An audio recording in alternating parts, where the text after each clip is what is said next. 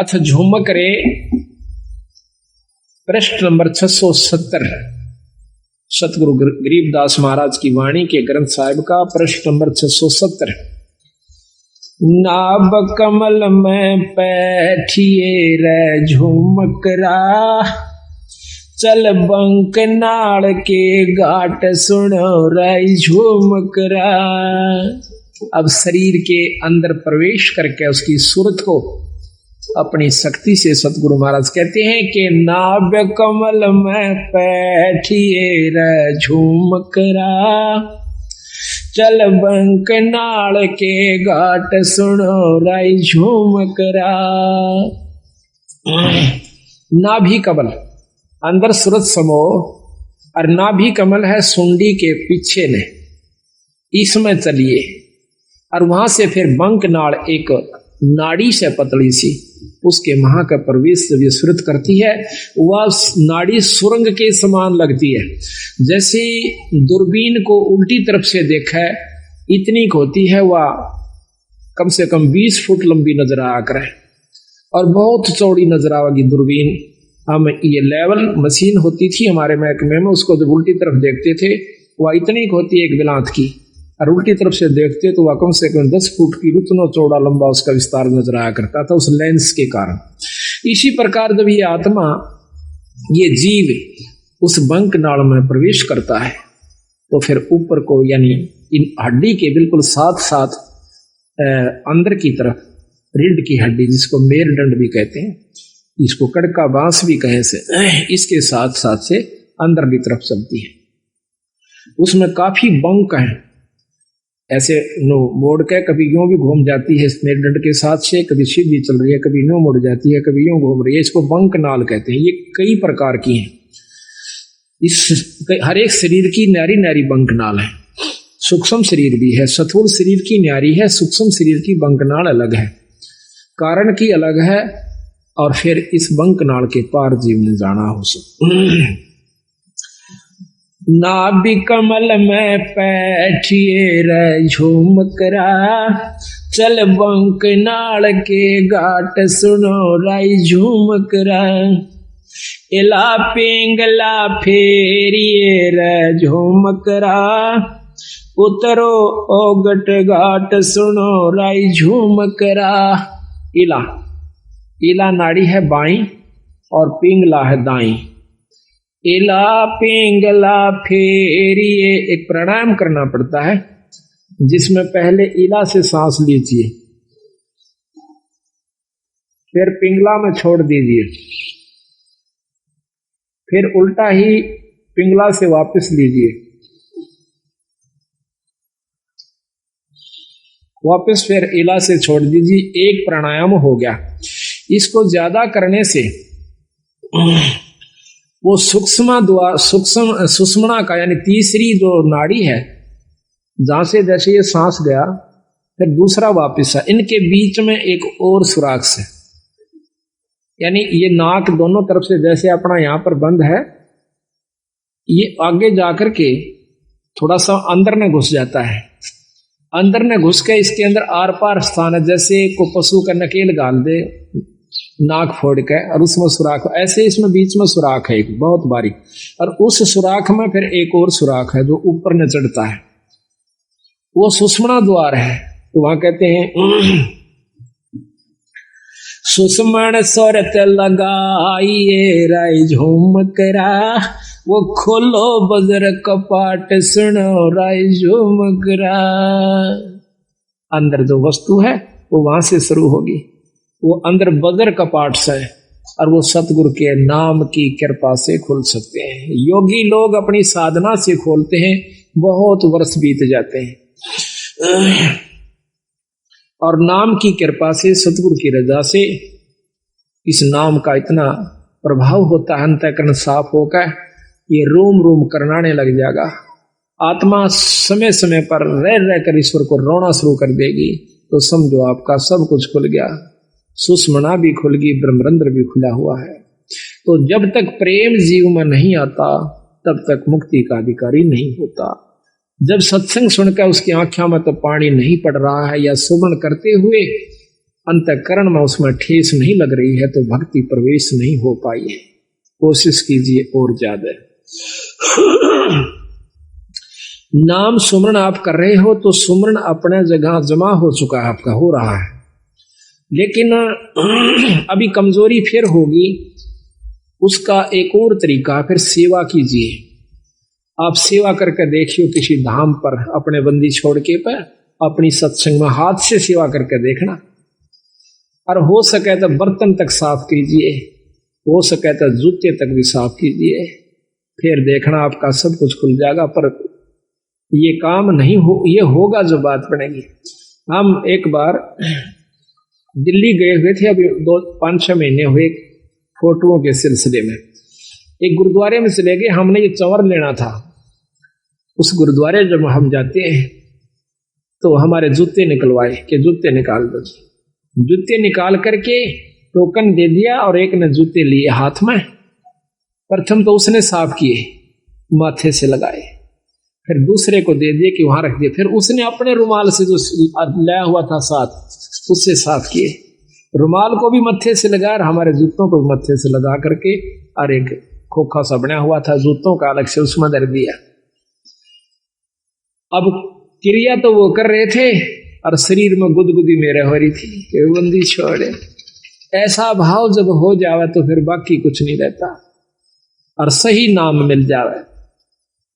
तो इतना ये सब व्यवस्था बनाने के लिए इस सत्संग की आवश्यकता पड़ती है, ऐसे समागमों की आवश्यकता पड़ती है। अभी तक हमने क्या देखा है कि हम कभी सत्संग में जाते नहीं, जाते हैं तो सिर्फ एक मुश्किल से अपना फॉर्मेलिटी सी करके चले आते हैं। लाभ तो उसका भी है, ऐसा नहीं है, लेकिन वही बात आओ, जितना गुड़ गिरेगा उतना मीठा होगा। यही कारण से थोड़ा सा हिम्मत करो, क्योंकि सबसे बड़ा हमारा अभिमान अहंकार राक्षस है। जब हमने मत्था टेक दिया, जब हमने लंबी डंडौत ही कर दी, फिर कसर कौन सी राख ली? उसके बावजूद फिर अकड़ काहे की? जब सर्व सौंप दिया तो फिर अकड़ नहीं। इसको करके देखो कभी तो कितना आनंद आता है। आप सत्कर मान लियो, मुझे तो आप मतलब समय नहीं देते, मैं अब भी आपके जूते साफ कर दो, ठाकर दर दो, मुझे कोई ये एक मात्र भी ये नहीं है कि मैं बहुत बड़ी पर उस पर पहुंच चुका हूं ना। ये जीव जब तक इस सृष्टि में है वो कुछ भी नहीं है। यहां से निकल ले जब जानिए तो हमारे अंदर ये बात कभी भी घर नहीं कर दी कि मैं संत हो रहा हूं और मेरे सैकड़ों हजारों से सो गए, मैं बहुत बड़ा बन गया। कुछ भी नहीं हो, जीव का जीव हो। अगर ये यहाँ से छुटकारा नहीं हुआ, अगर आखिर में भी पैर उलझ गया तो भी जो का त्यों है, चक्कर फिर लंबा चौड़ा से। महाराज की कहते हैं कबीर, मन के मते ना चालिए, इस मन का के विश्वास, और साधु जब लग डर कर, जब लग पिंजड़ सांस। जब तक तेरे शरीर में सांस है ना, तब तक बिरा रहना सावधान है। अड़ब बड़े बड़े बिगड़ गए।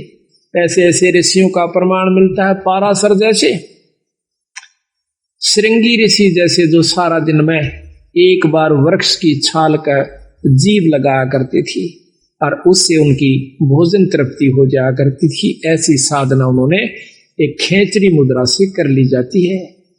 अब कबीर गरीबदास जी ने बताया कि देख वायु के रोला से एक खेचरी मुद्रा होती है, उसको जीभ अपनी उठाकर और वापस लगाई जाती है तालू के ऊपर। इसका अभ्यास कर लीजिए आप लगातार, आपके शरीर में एक अमृत श्रवण हो जाएगा, अमृत टपकना शुरू हो जाएगा। इस तालू के ऊपर या जीभ से ऊपर लटके से ना, इसके ऊपर एक अमृत सरोवर है, उसमें अमृत है हमारे शरीर में, पानी सा है। और जब इसको हम ऐसे जीभ को वापस मोड़ कर और उसको लगा लेते हैं तो वो अमृत हमारे शरीर में प्रवेश करना शुरू कर। उसमें एक सुराख सा बारीक सा, इतना बारीक है कि बाल हो से ना, बाल से भी कम है वो सुराख। और जब हम वापस जीभ मोड़ते हैं तो वो वहां से थोड़ा सा उसके ऊपर एक पत्ता रखा हुआ है, बहुत मामूली सा, यानी सुराख वो होगा तो उसका ढक्कन कितना होगा ये भी हिसाब लगा। तो वो थोड़ा सा उसका भी चौथा हिस्सा खिसकता है। उस बाढ़ से भी कमजोर स्थान पर दूरबीन भी मुश्किल से देख पाओ सुराख को। और फिर उसके ऊपर से वो थोड़ा सा खिसक जाता है, ऐसा करने से, ये अभ्यास से, तो उसमें से वो थोड़ा सा अमृत आ जाता है, तो भूख प्यास खत्म हो जाती है। तो वो सारा दिन में एक बार कहते हैं ऐसे जीभ लगाया करता था। तो उसको जीभ लगाया करता था, तो एक राजा ने उसको, उसने सोचा कि तेरे को बहुत बड़ी उपलब्धि होगी है। वो अयोध्या के एक थोड़ी सी बनी होती है जो गांव से बाहर, शहर से बाहर थोड़ा सा जंगल होता है, उसमें बैठ गया आकर। अब देखा, एक ने देखा, दो ने देखा, चार ने देखा, गांव में शहर में सुरसराट मच गया कि एक महान संत आया हुआ है, सारा दिन समाधि में रहता है, एक बार जुबान लगावे से वृक्ष के और कुछ नहीं खाता। आसपास के दर्शन करने की खातिर टोल के टोल जान लग गए, औरतें भी, बहन भी, बाई भी सब दर्शन कर कहा, पर वो आंख कौन खोला है, नो बैठा रहा। बहुत सुंदर शरीर, नौजवान। कहते हैं राजा दशरथ की लड़की शांता नाम था उसका।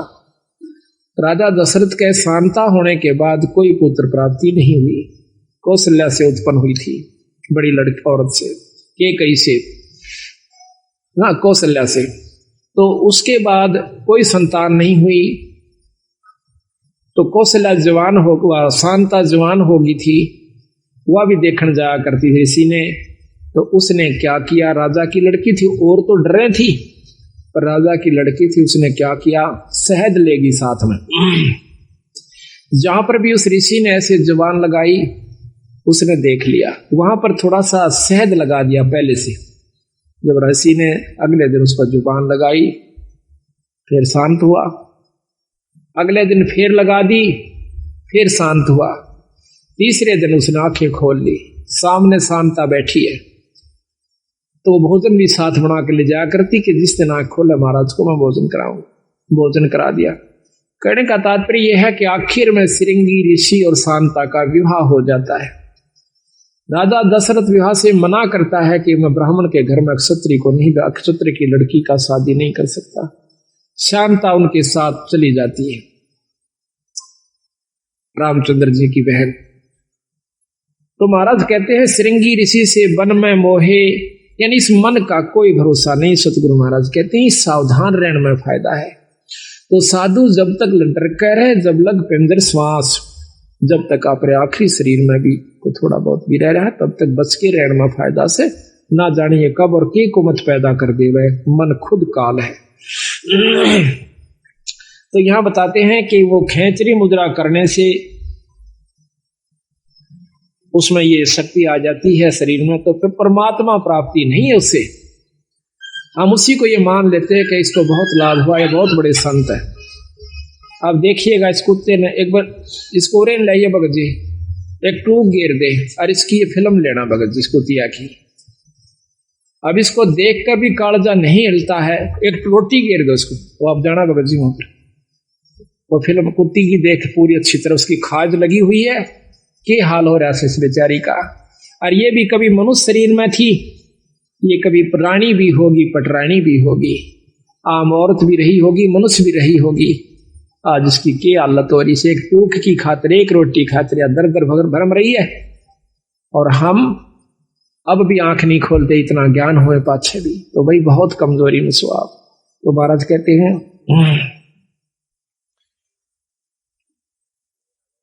सुषमण सोरत लगाइए राय झूमकरा, वो खोलो बजर कपाट सुनो राय झूमकरा। काया नगरी जद बसे राय झूमकरा, जद घर आवे आठ सुनो राय झूमकरा।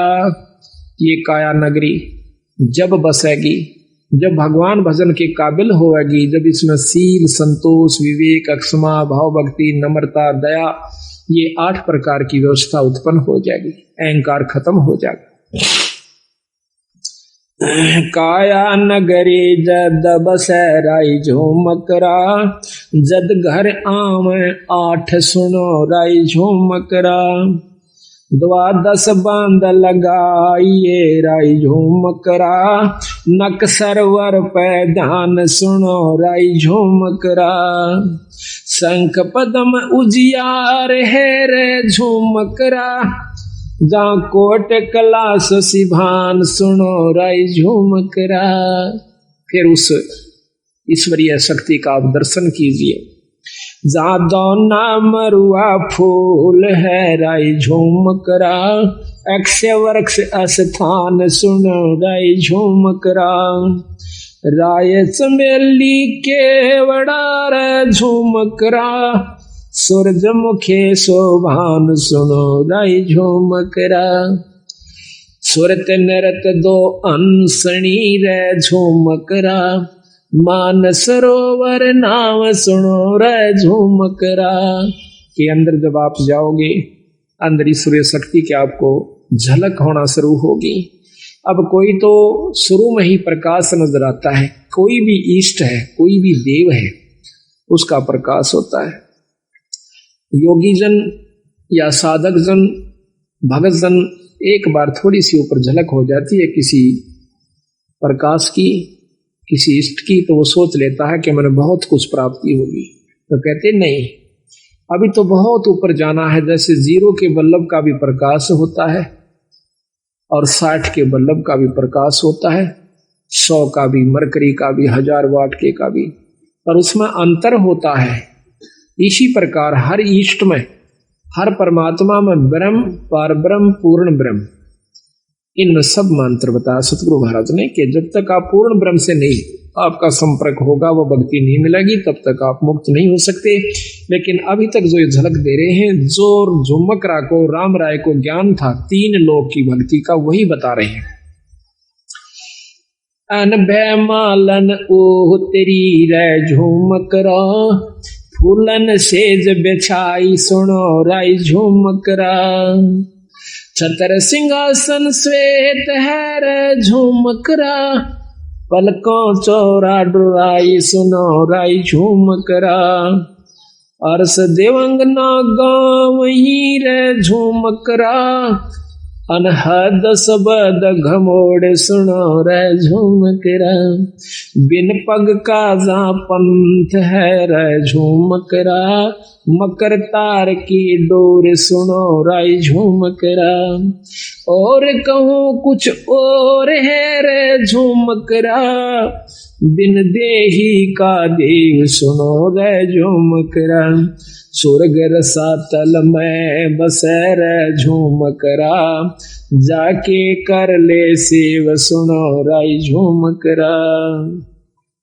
3 चरण चिंतामणि राय झूमकरा, गर्दन गरीब मरोर सुनो राय झूमकरा। इस प्रकार सतगुरु महाराज उनको बता रहे हैं कि भाई इस प्रकार आप अंतःकरण में जा, अपने अंदर में, शरीर में प्रवेश कीजिए, फिर उस ईश्वर का, ईश्वरीय शक्ति का आप लाभ लीजिए। अगर जब तक आप ये लाभ नहीं पाओगे, तब तक ऊपर की बातें तय पूर्ण लाभ प्राप्ति नहीं होगा। केवल पाठ मात्र से भी लाभ नहीं है, केवल आपको धाम पर जाने से भी लाभ नहीं होगा, केवल सत्संग मात्र कराते रहने से ही लाभ नहीं होगा, जब तक आप अपने अंतःकरण में झांक कर नहीं देखोगे। लेकिन इन सारा के बिना ये काम नहीं हो सकता। ये कार्य सारे जरूरी हैं। खेत को पहले संवारा जावा से, उसको संवार करके फिर बीज बोया जाता है। बीज बोने के बाद भी उसकी बहुत संभाल करनी पड़ती है, जब जाकर के हम उसकी पूरी परिपक्व फसल ले सकते हैं। इसी प्रकार परमात्मा के नाम पर लगने से पहले सत्संग की आवश्यकता होती है। नाम लेने के बावजूद सेवा, सत्संग और दान धर्म की पूरी आवश्यकता पड़ती है। साधुओं की सेवा, संतों की सेवा, सत्संग की सेवा, ये भी साथ चलेगी। जिस प्रकार खेत में बीज बोने पाते हैं, उसमें खाद, पानी, रखवाली, सारी चीज की आवश्यकता पड़ती है। ठीक इसी प्रकार नाम ले लेने मात्र से कोई न सोचे कि ईब में अपने आराम से घर बैठकर ही भक्ति कर सकते हो, घर बैठ करके। पर आज के युग में इतना सुलभ नहीं है कि आप घर बैठ करके ही इन बुराइयों से बचे रह सकते हो। ये तो बार बार जैसे कितना ही सुथरा मकान हो और सारे के चिप्स ला रखी हो उसको आप बंद कर दीजिए। एक हफ्ते के बाद खोलिए, उस पर दो सूत है, उस पर धूल जमी मिलेगी।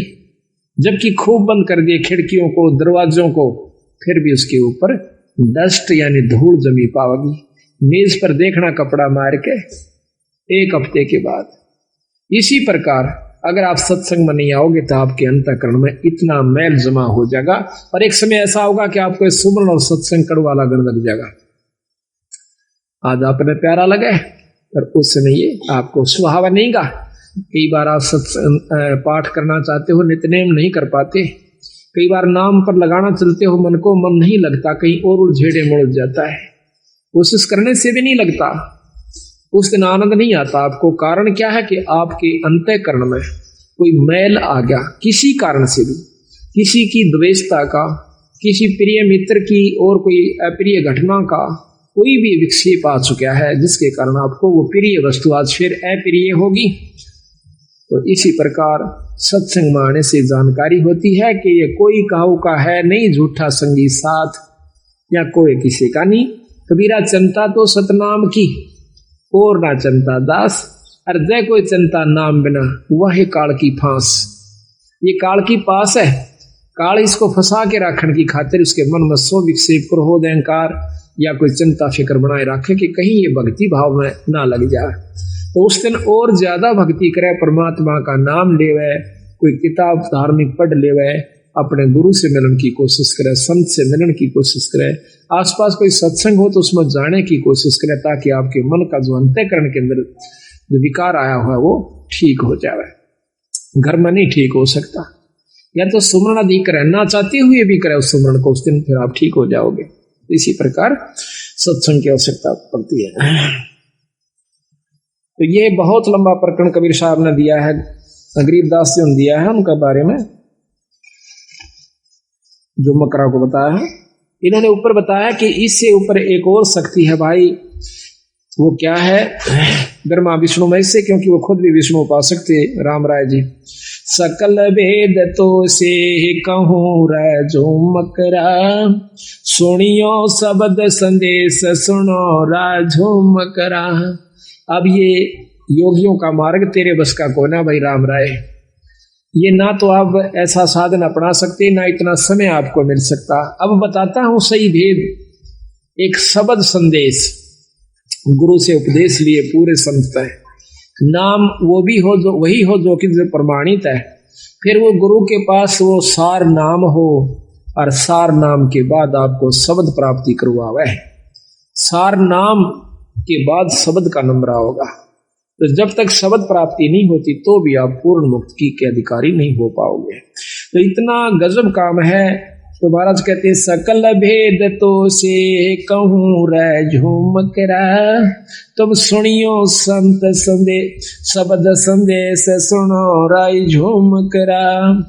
इनने ना दिखलाइए रे झूमकरा, कैसा है वो देश सुनो राय झूमकरा।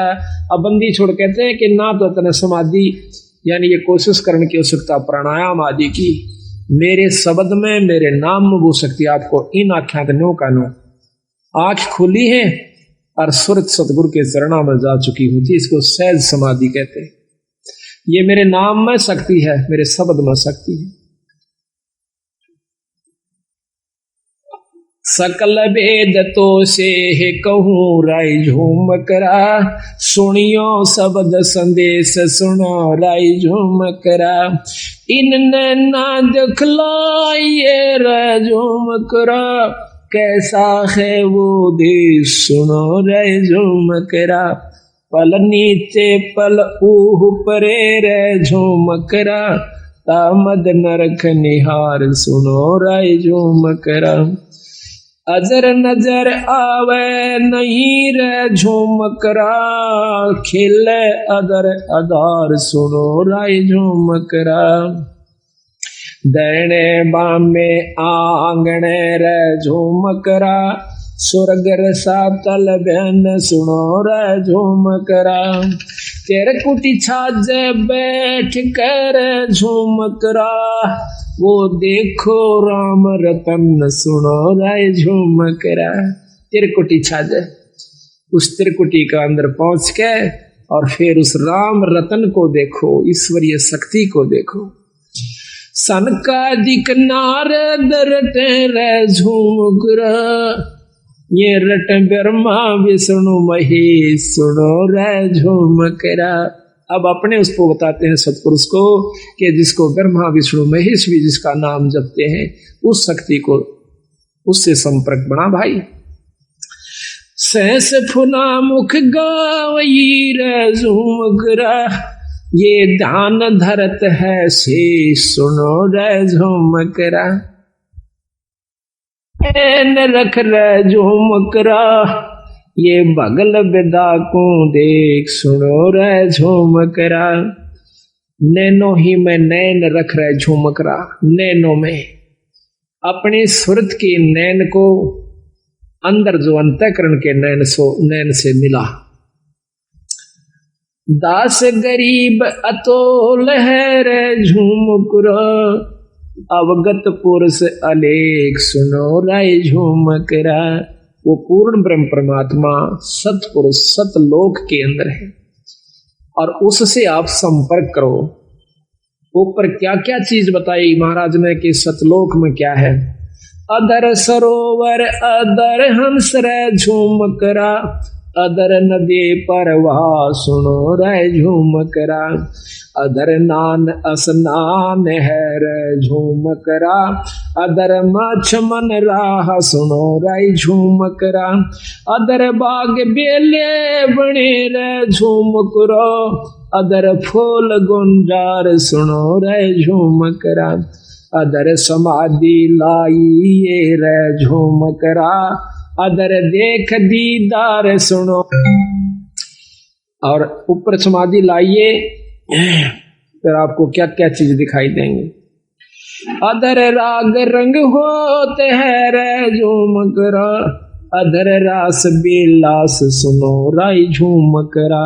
अदर सरा साहेब धनी रे झूमकरा, अदर चौर खैवास सुनो रे झूमकरा। अदर नगर अवगत बसे रे झूमकरा, अदर वृक्ष विस्तार सुनो रे झूमकरा।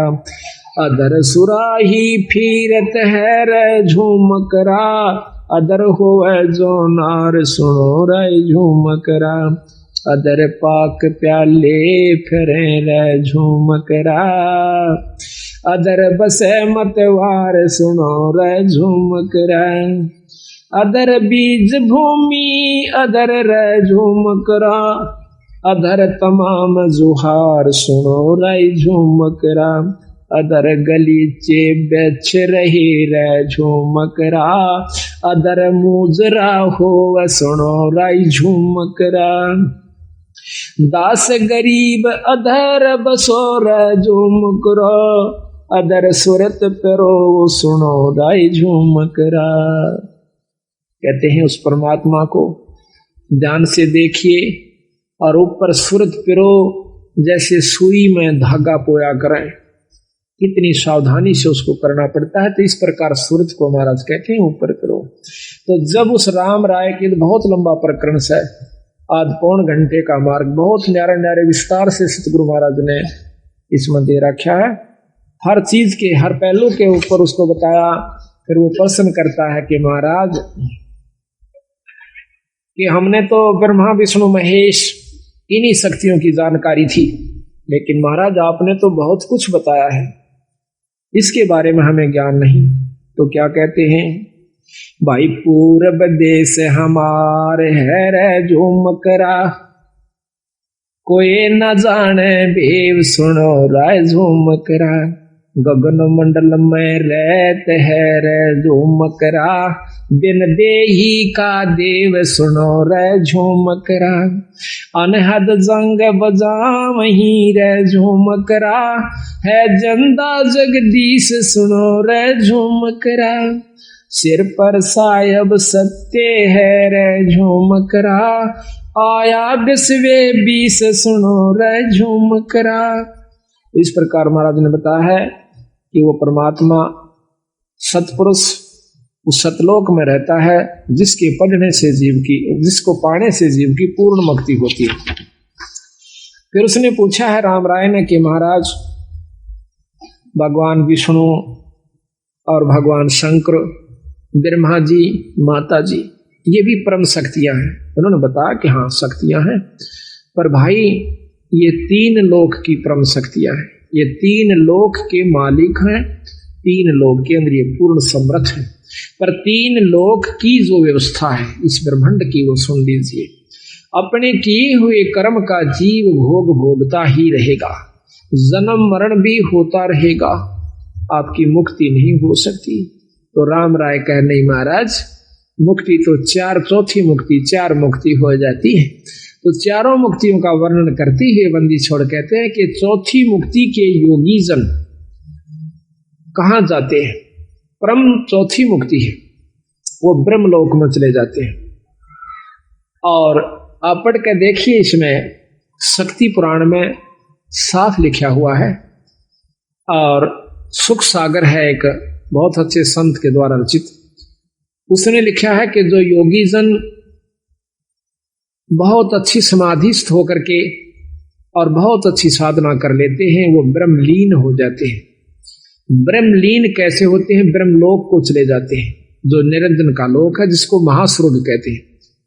उसमें अपनी की हुई कमाई को खाए के कोई 10 लाख वर्ष, कोई कई युगों तक, और चौथी युग मुक्ति ऐसे होती है जब तक ये महाप्रलय नहीं होती, तब वो स्वर्ग में रहेगी वो जीवात्मा। और जब उसकी चौथी मुक्ति खत्म हो जाएगी, वो फिर जीव रूप के अंदर इस मृत मंडल में ऐसे चक्र काटेगा जिस प्रकार आज हम काट रहे हैं। तो राम राय कहने लगे महाराज इसका कोई समाधान नहीं है कि ये जीव मुक्त हो जाए। अख है भाई, पर वह कड़वी दवाई है, तुम ले नहीं सकते। है आसान पर कड़वी दवाई है। और कड़वी क्यों महाराज? कड़वी न्यू है कि तुम जिस रंग में रंग चुके हो इससे ऊपर नहीं उठ सकते। हम इन शक्तियों का आदर करते हैं, हम इन शक्तियों का यथोचित आपको लाभ व स्थान बता रहे हैं, और वही आपके शास्त्र बता रहे हैं। और फिर हम यहाँ से कति छुटकारा आपको दिवा करके और अपने लोक में ले जाओगे, सतलोक में। वो कहा महाराज सतलोक, वो सचखंड सुन्यासी, हाँ सचखंड, वो कौन सा है? कि वही विष्णु लोक सचखंड है। हाँ वो भी सचखंड है, विष्णु लोक भी सचखंड है, वो सतलोक है। लेकिन असली देखो, राजधानी तो चंडीगढ़ भी है और राजधानी दिल्ली भी है। तुमने राजधानी शब्द सुना है पर उसकी जानकारी को ना, कि राजधानी चंडीगढ़ में किस शक्ति की स्थान वास है और दिल्ली के अंदर किस शक्ति का वास है। यही मैं बताना चाहूं सो आपने कि विष्णु लोक भी सतलोक है बीरा, पर सतलोक एक और भी है जिसके सबके ऊपर जिस शक्ति का पूर्ण रूप से वास है। क्या है वो? पूर्ण ब्रह्म परमात्मा, उसके ऊपर कोई शक्ति नहीं है।